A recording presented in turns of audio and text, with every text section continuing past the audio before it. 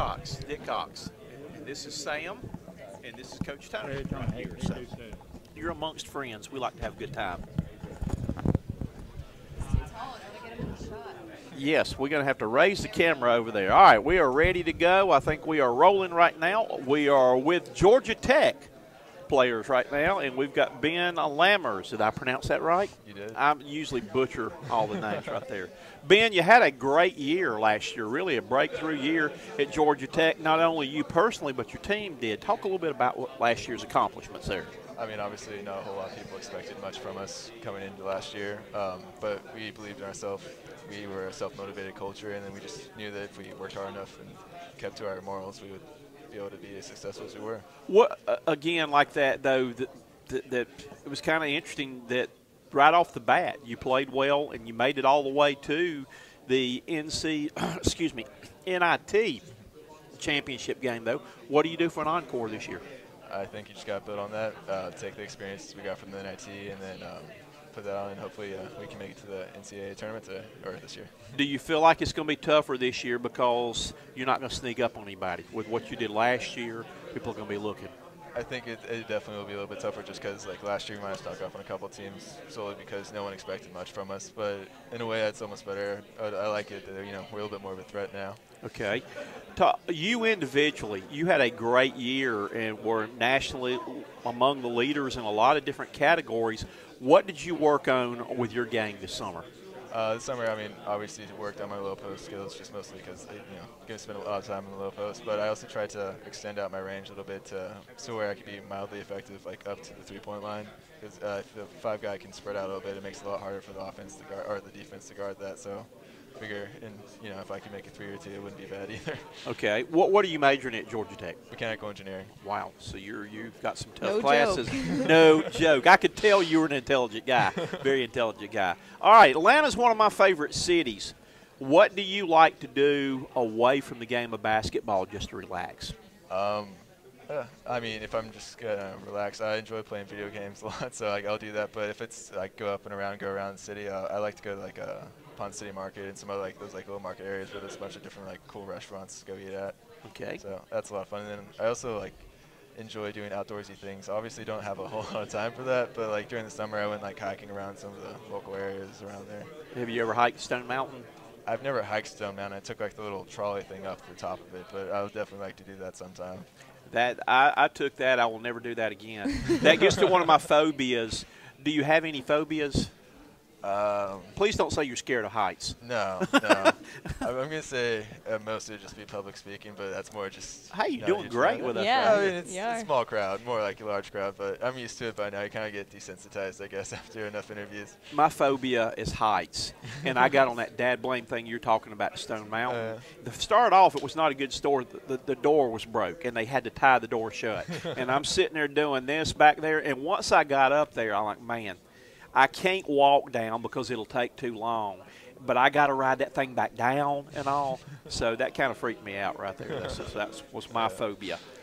How do you find your rhythm for opening night? It's just one of those things, hopefully it comes to you at the beginning of the game, but if not, you have to just do something you're good at, find little goals. I mean, if I don't have a good shooting night or start off not shooting well, I usually try to look at or try to affect the game other ways, either blocking shots, getting rebounds, and then usually once you get in a rhythm doing that, it helps with the offense. What drew you to Georgia Tech? Like I said, a mechanical engineering majors, and Georgia Tech's one of the top engineering schools, so that was one of the major things that drew me there. How do you balance that? I mean, that is not an easy major. You learn some time management skills. I've had a few all-nighters early on that, hopefully helped me learn my lesson to, space out stuff. Still not an expert with time management by any means, but it's mostly just hope, try to schedule your classes so that they don't kill you, and then just go with it from there. What's it mean to you to be able to represent your team today for ACC Media Day? I mean, it's obviously a great honor. I guess it shows that all the hard work was for something, and then people will recognize what I did.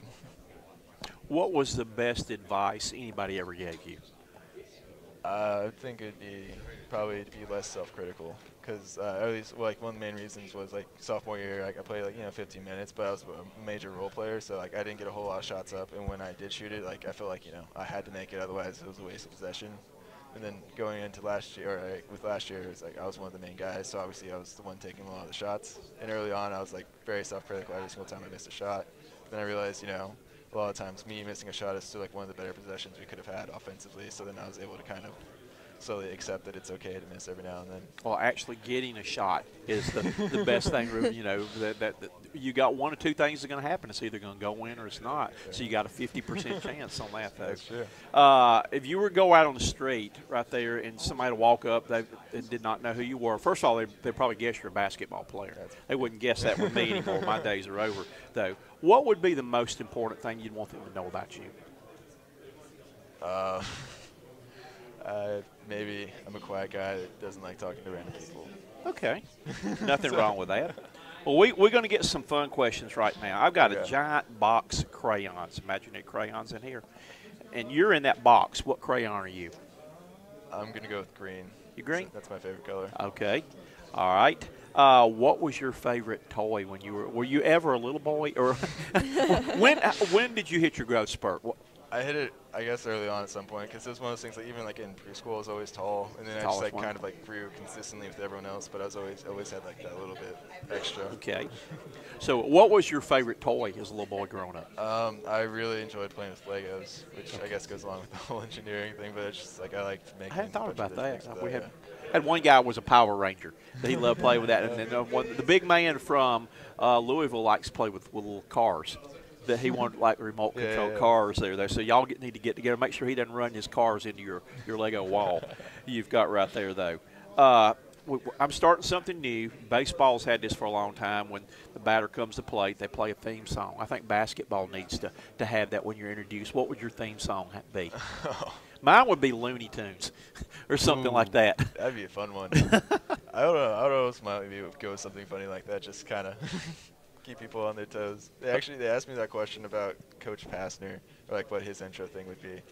And I said, I'm not sure if you know the song, but it's like, it's by like DMX, like X Gonna Give It To You, and it's just like very not his character, but it would be hilarious if he came into it.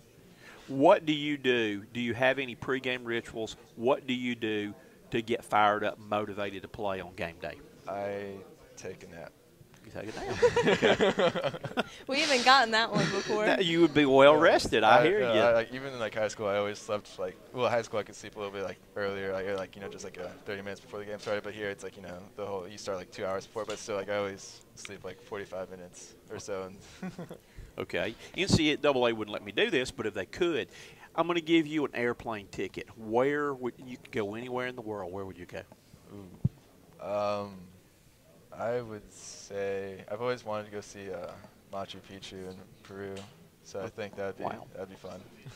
Okay. All right. The lottery's out there. You just won. You've got the winning ticket. What's the first thing you would buy if you hit the lottery? Private island. Okay. All right. Video games there too. What's your biggest accomplishment so far, whether it be basketball-wise or in life in general? I'd say like basketball-wise, definitely would be just Defensive Player of the Year, since that is, especially in the ACC, it's a huge. Very high honor. Yeah. Go ahead, Dick. Okay. Bucket list. Have you got anything? We mentioned where you go on your plane, but is there anything you really want to do in life sometimes before you have to punch your ticket to go? Anything that you really always wanted to do? I mean, I'd very much like to like travel around a little bit more. Don't have a whole lot of free time right now to do it. So like if I was able to, I'd like to just like go see different parts of the world, whether it's like different Europe, Vietnam. We're going to China in a couple of weeks, so that'd be a lot of fun. Who would be the arm wrestling champion of your team? Oh, I'm gonna say Sylvester probably, because mostly he's 6'10", but a little bit wider frame than I am. Okay. Like probably like 245, so might be a little bit stronger than me. All right. Is there something today that we've tried to throw a lot of things at you? Something today that we have not asked you that you wish we had to ask you that you want to tell us? Not really. I'm actually a little surprised. Well, like throughout this entire thing, I've had like 14 different people ask me about how I felt about my nicknames. Okay. Which it was just interesting because I didn't think that was like a big deal, but I was surprised I wasn't asked. All righty. Well, we weren't going to pick on you like that because you said that you were shy, did not like to talk. We just wanted to make it fun today. And, again, we look forward to seeing you play. And I know you had a great year last year. Love to see you come back and, have another great season this year. Can't miss you on the floor, but look forward to seeing you play. Have a great season this year.